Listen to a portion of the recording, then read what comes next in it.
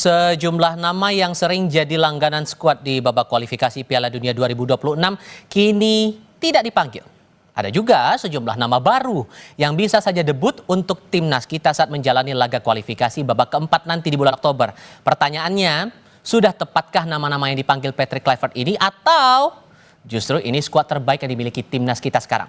Kami akan ulas ini bersama dengan analis sepak bola Roni Pangemanan. Bung Ropan, apa kabar? Baik. Terima kasih sudah bergabung bersama kami kali ini. Ya. Kita mau coba bahas soal 28 nama yang sudah dirilis sebelumnya atau sudah dipanggil begitu oleh Coach Patrick Kluivert dengan harapan ini bisa memperbaiki keadaan kita dan membuka peluang untuk kita masuk ke Piala Dunia 2026. Ya. Saya mau coba melihat dulu untuk posisi kiper dulu nih. Kalau kita lihat datanya dari 28 nama yang dipanggil itu 3 diantaranya ada Marten, pas kemudian ada Audero dan juga Hernando. Kalau Anda melihat secara profil 3 nama ini sejauh mana performa mereka dari analisis Anda sepanjang laga sebelum-sebelumnya, terutama di uji coba? Iya, kalau melihat dari performa kan Martin Paes itu mengalami masalah ya.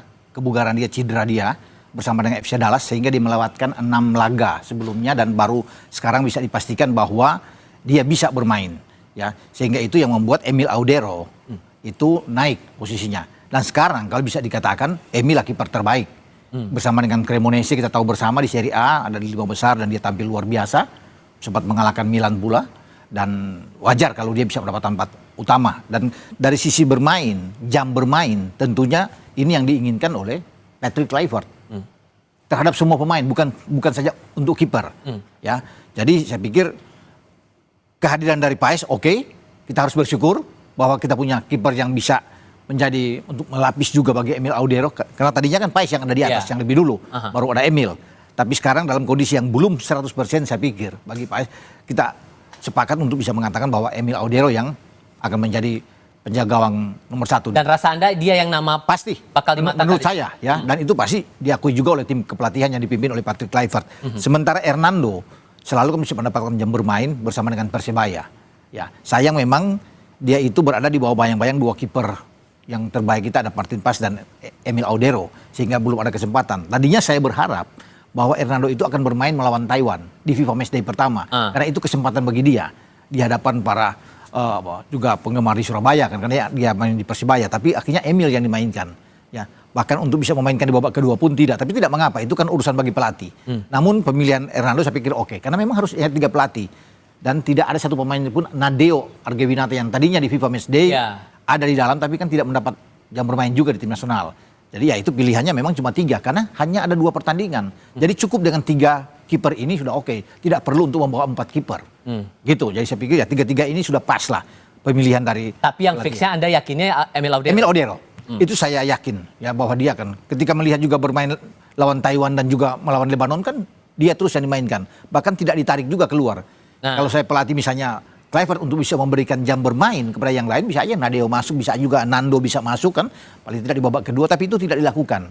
Ya, tapi Emil yang harus dimainkan, baik melawan Taiwan dan juga dengan Lebanon. Jadi saya pikir untuk menghadapi putaran keempat nantinya dengan Arab dan Irak, Emil yang akan bermain. Oke, itu analisis yang sejauh ini ditangkap ya kalau membaca dari profil sebelum-sebelumnya.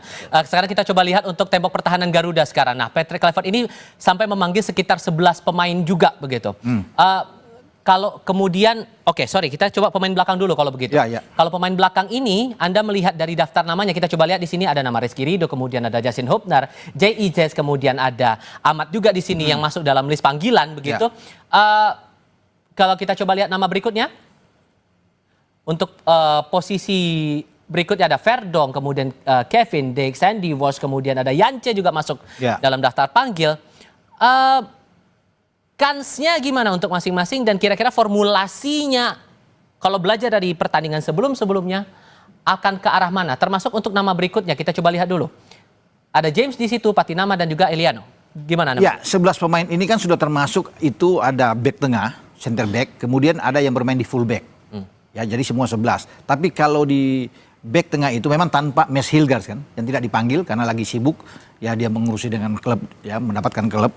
Tanpa Mes Hilgers pun saya pikir 4 pemain itu pas untuk bisa dimainkan, ya. Tinggal tergantung selera apa yang harus dilakukan oleh Patrick Kluivert.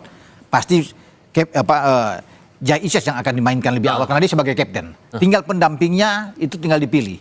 Apakah Ridho Hapner atau Ahmad. Bahkan saya pikir ada Kevin Dix yang bisa bermain ke tengah seperti lawan Lebanon. Bermain dengan flat 4 back sejajar. Itu yang dimainkan adalah Ises dan Kevin Dix. Nah, Yance itu bermain di kanan. Yang tadinya itu adalah posisi dari Kevin Dix. Ya, bisa juga ada Sandy Walsh kan, bisa bermain di kanan. Ada Eliano Reinders yang bisa bermain di kanan. Tapi kalau kita mengacu pada pertandingan terakhir di FIFA Matchday melawan Lebanon itu kan formasinya kan ada 4 di belakang itu, Jai, kemudian ada Kevin Dix, ada Yance dan Dean James. Sementara Verdong didorong ke tengah untuk mendampingi Joe Pelupessy. Tom masuk di babak kedua. Tapi kalau melawan Arab, saya pikir dengan pemanggilan pemain yang sudah dilakukan ini, itu Verdong tidak akan bermain di gelandang. Dia akan bermain di posisi sebenarnya dia, yaitu di bek kiri. Dia akan bermain di situ, kemudian Jai bersama dengan mungkin saja Kevin Dix akan bermain. Walaupun Rido itu punya kesempatan untuk bisa tampil. Rido pemain yang bagus, ya, sangat konsisten bermain. Tapi kan semua pemilihan itu tergantung dari pelatih.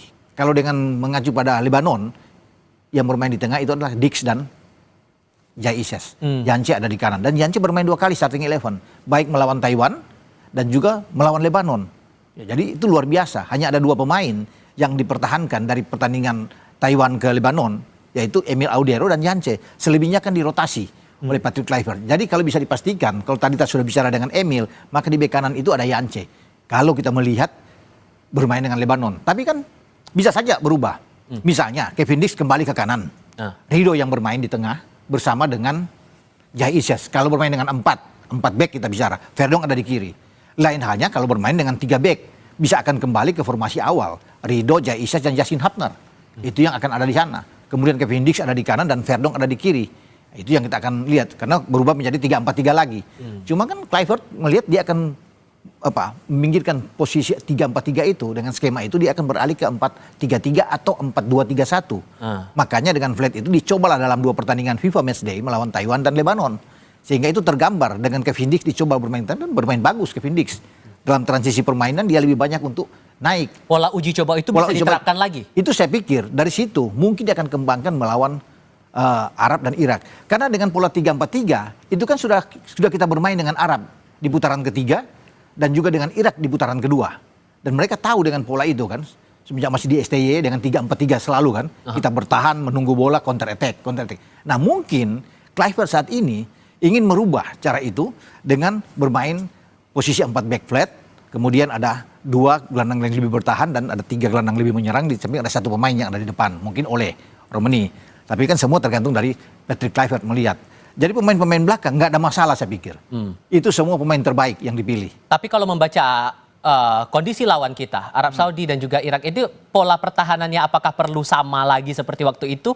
Atau kira-kira perlu reformasi ulang nggak kira-kira untuk penempatan posisinya dan untuk memperkuat pertahanan kita nanti? Pertahanan kita saya pikir tidak akan berubah seperti apa yang saya katakan tadi. Tergantung dari Patrick Kluivert kan. Dia akan bermain dengan pola skema seperti apa.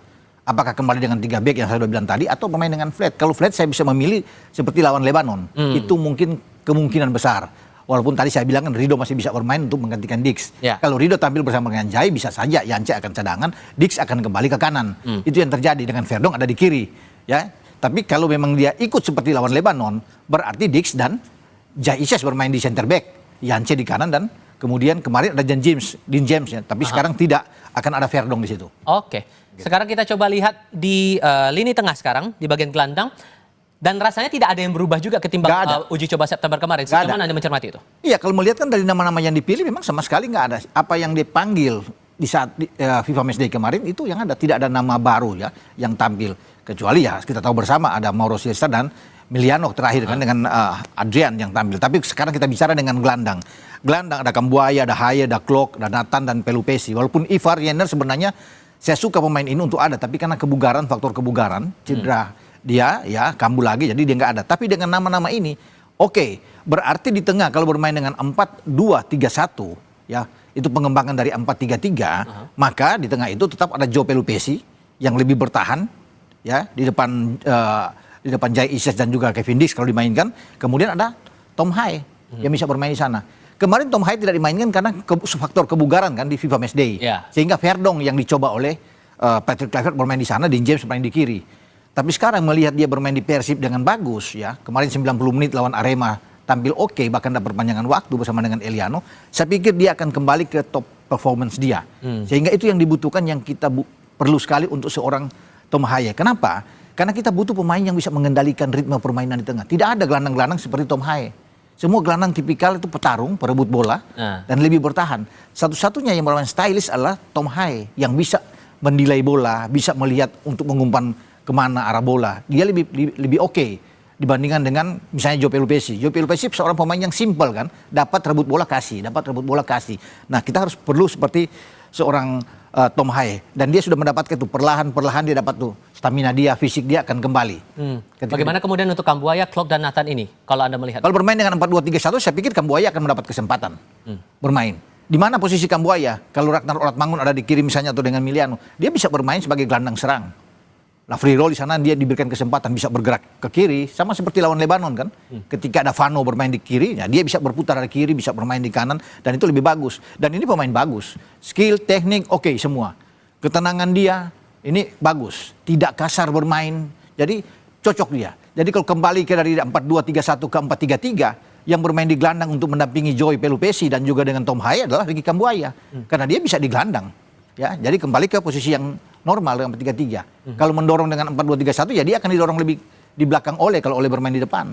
Jadi saya pikir itu format yang fleksibel yang akan dilakukan oleh Patrick Kluivert. Dan saya meyakini dia pemain yang bagus. Lawan Lebanon kan bisa dilihat terutama babak pertama bagaimana dia banyak dijegal oleh lawan-lawan, oleh pemain-pemain belakang Lebanon, dan ini pemain yang sangat baik. Gitu. Oke.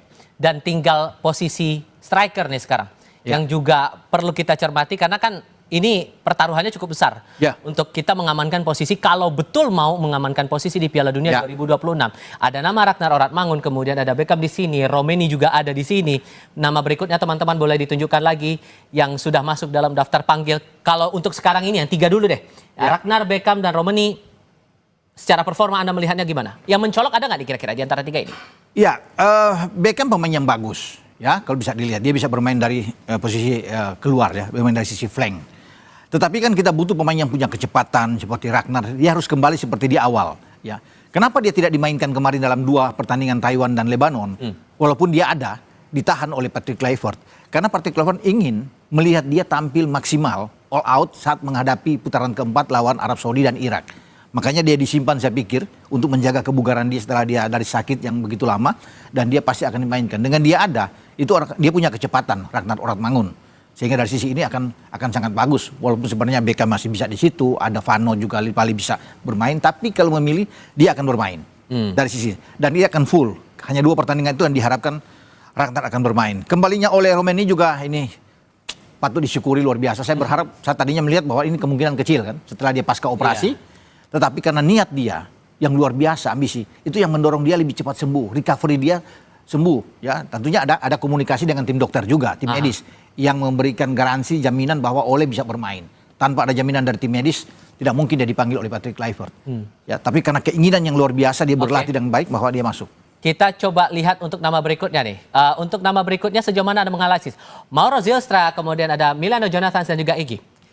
Kalau ini dua nama baru juga kan? 2 nama baru ini memang sudah dicoba dalam 2 FIFA Matchday. Bisa jadi tumpuan nggak kira-kira? Iya, ketika Ole tadinya kita tidak berharap dia akan hadir begitu cepat ya, pasti Mauro Zylstra dong yang akan ada di depan sebagai nomor 9. Ini kan murni nomor 9, Mauro Zylstra ini. Kemudian kalau dengan Jonathan ini kan sudah memperlihatkan penampilan yang oke, baik melawan Taiwan dan Lebanon. Jadi ini pemain yang bagus kalau bermain dari sisi kanan. Egy pemain yang juga ke flank. Egy kan bukan striker, tapi lebih banyak ke flank. Jadi kalau bisa dilihat ini akan menjadi pelapis bagi Ole, jika Ole ada. Kemudian Jonathan akan menjadi pemain inti untuk bermain di kanan, di posisinya Marcelino. Itu. Oke, untuk nama berikutnya ada nama lagi yang sejauh mana Anda membaca ini? Sananta, Yakob dan Lillipali.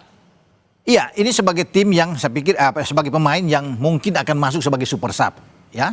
Ya, tapi kalau bicara dengan Yakob, kalau bermain dengan 4 tadi, Yakob akan ada di belakang. Nah, itu akan bagus tentunya di posisi kanan. Sementara Sananta akan menunggu kalau ada cedera mungkin terhadap oleh Romeni atau kemudian sisa tidak bermain, baru ada kesempatan dari Sananta. Tapi kalau melihat juga ke belakang, Sananta kan selalu dimainkan oleh Patrick Kluivert. Ketika dalam pertandingan terakhir walaupun sebagai pemain super sub. Lillipali pasti akan menjadi pelapis juga. Tidak akan mungkin bermain sejak di starting 11 di awal. Walaupun lawan Lebanon dia bermain dari awal bersama dengan Kambuaya. Karena yang kita bahas tadi, Ragnar akan menempati posisi itu. Jadi Lillipali mungkin kalau akan main di babak kedua. gitu. Oke, dan sejauh Anda membaca tadi lini-lini kita dengan komposisi tim kita yang punya peluang untuk memperkuat posisi kita di Piala Dunia 2026 ini. Semoga ini doa terbaik kita kan untuk timnas kita. Seberapa besar peluangnya kalau melihat lawan kita adalah Arab Saudi dan Irak? Kita akan bahas ini di segmen berikutnya. Tetap bersama kami di Sapa Indonesia Malam.